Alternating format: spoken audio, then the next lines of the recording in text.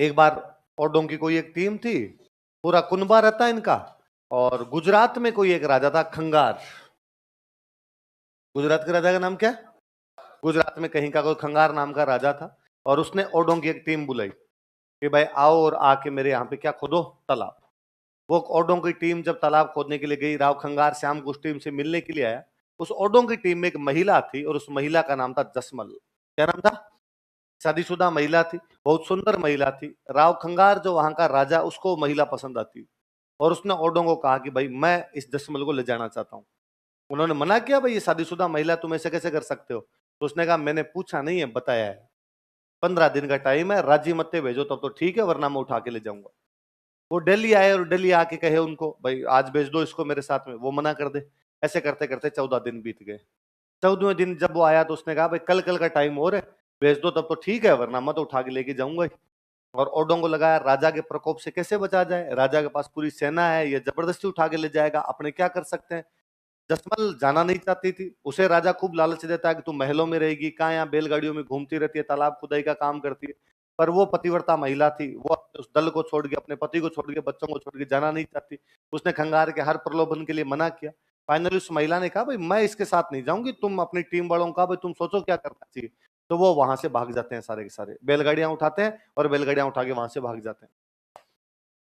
वो जब भागे तो राव खंगार को पता चला कि भाई ऐसे ऐसे वो भागे, तो राव खंगार अपनी सेना लगाता है पीछे।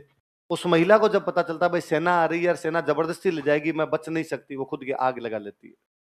एक पतिव्रता महिला थी जिसने राजा के महलों में जाने से नामंजूर कर दिया था, अपने दल के साथ अपने पति के साथ रहना मंजूर किया था। उस पतिव्रता नारी का नाम क्या था? जसमल।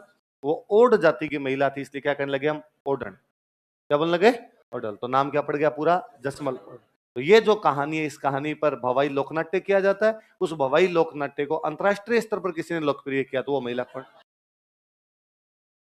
आगे बस शांता गांधी डायरेक्टर है। वो डायरेक्टर थी, वो उस टीम के कलाकारों को लेके गई अंतरराष्ट्रीय स्तर पर, अलग अलग जो नाटक फेस्टिवल वगैरह जो होते हैं, फोक थिएटर के फेस्टिवल होते हैं, उनके अंदर ले जाके काम करवाना शुरू किया। मैं ओडों की बात और बताता हूँ आपको। ओड जनजाति है, तालाब खोदने का काम करती। क्या खोदने का काम करती? तालाब। आजादी के बाद में तालाब खुदाई बंद होगी। राजा महाराजा पहले तालाब झील ये सब खुदाया करते थे, आजादी के बाद में ये सब चीजें खुदाई बंद हो गई। फिर यदि सरकार को खुदवाना भी है तो सरकार ओडों को क्यों देगी? सरकार टेंडर छोड़ेगी, टेंडर निकालेगी, भाई जो लेना चाहो तो बोले मैं जाऊं, बोले आप जाओ, बोले ओड आओ। जिसके नाम पर बोली खुलेगी उसके नाम पर आ जाएगा। ओड पढ़े लिखे थे नहीं, तो उनको वो तालाब खुदाई वाला काम मिलना बंद हो गया। तो आजकल टोड, ये जो ओड है, ये टोड क्या है, ओड, ये सारे मजदूरी करने लग गए, है ना। ये इधर उधर जो भी छोटा मोटा काम मिले वो मजदूरी कर ले। पंजाब वाले बेल्ट में इधर खूब सारे लोग रहते हैं, और अक्सर ये मेरे इनको देखे हुए नरमा कपास वाली चुगाई के टाइम आते हुए, फसलों की कटाई, नरमा कपास की चुगाई होती, उसके अंदर ओडों की टीम आती, और लोग रहा करते थे। मेरे इन ओडों के खूब सारे लोगों को देखा हुआ। तो इनका अभी तक भी जीवन यापन ऐसा है, इनको शायद आज भी लगता है कि अपने को रात को भी कभी भी भागना पड़ सकता है। इसलिए पूरे दिन मजदूरी करेंगे, 50-60 लोगों की टीम होगी, पूरे दिन मजदूरी करेंगे। मजदूरी कर, जो भी किसान इनको लेके आता, भाई मैं एक किसान हूं और मैं एक ऑटो की टीम को लेके आया, भाई मेरे खेत में फसल काटनी है और चलो तुम। तो वो लेके आया उसको। तो मैंने कहा भाई तुम, ये रहने की जगह है, मैंने उनको रहने के घर बार दे दिया, कोई कमरा दे दिया कि इस कमरे में तुम रह जाओ, और तुम्हारा खाना बनाओ पियो खाओ तुम्हारा, और मेरे आगे फसल काट दिया करो, तुम्हें पैसे टक्के चाहिए वो ले लो। सब है, पैसे है उनके पास, रहने की जगह है। फिर भी दुकान से सामान लेने जाते तब ऐसे लेते, 2 रुपए की चाय, 1 रुपए की चीनी, 1 रुपए का धनिया, 2 रुपए की हल्दी, 3 रुपए की मिर्च। दुकान वाला कहता है कि यार इससे क्या होगा, तो क्या आज रात रात का तो बन जाएगा, तो सुबह सुबह के लिए क्या करोगे, सुबह और ले लेंगे। इनको शायद अभी तक विश्वास ही नहीं है आ पाया कि अपने एक जगह पे रहेंगे, अभी तक भी जीवन यापन का वही है।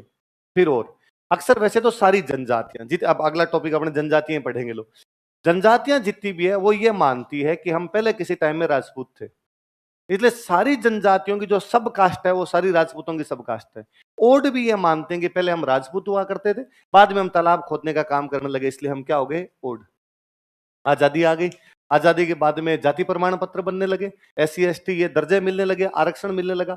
ओडों से पूछा गया भाई तुम्हारी जाति क्या है? ओडों ने कहा हम राजपूत है, इसलिए ओड सारे जनरल में हो रहा है।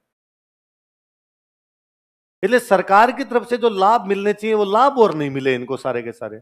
फिर कोई गंगानगर साइड में कलेक्टर आए थे, उनकी नजर पड़ी, उनको ये जो झुग्गी झोंपड़ियां बना के रहते हैं इस प्रकार से, कच्चे मकानों में रहते, कौन है? सब ओड है। तो यार इनको सरकार की योजनाएं आती है, उनका लाभ मिलना चाहिए। एससी एसटी की जो योजनाएं आती है उनका लाभ मिलना चाहिए। जब लाभ तो तब मिले जब इनके पास में एसटी का प्रमाण पत्र हो। तो प्रमाण पत्र क्यों नहीं है? तो ये कहते हैं कि हम तो राजपूत है, राजपूत कहते हैं ये सारे के सारे जनरल के अंदर आ जाते हैं। फिर उन्होंने इनके जो भी को नेता वगैरह था उनको समझाया कि तुम अपने को ओड लिखवाओ, ओडों को आरक्षण मिला हुआ है तब तुम्हें मिलेगा। अब जाके थोड़े बहुत फिर भी सेटल्ड हुए, यूं अलग अलग घर वगैरह बना के रहने लगे। बाकी अभी तक भी वो जनजातीय वाला ही सिस्टम। इनकी एक जसमल नाम की महिला हुई, किस नाम की महिला हुई? उसको इस प्रकार से भागना पड़ गया था, इसलिए उस पर जो नाटक है उस नाटक का नाम क्या है? जसमल ओडन। याद रहेगी बात? अगला नाटक लिखो।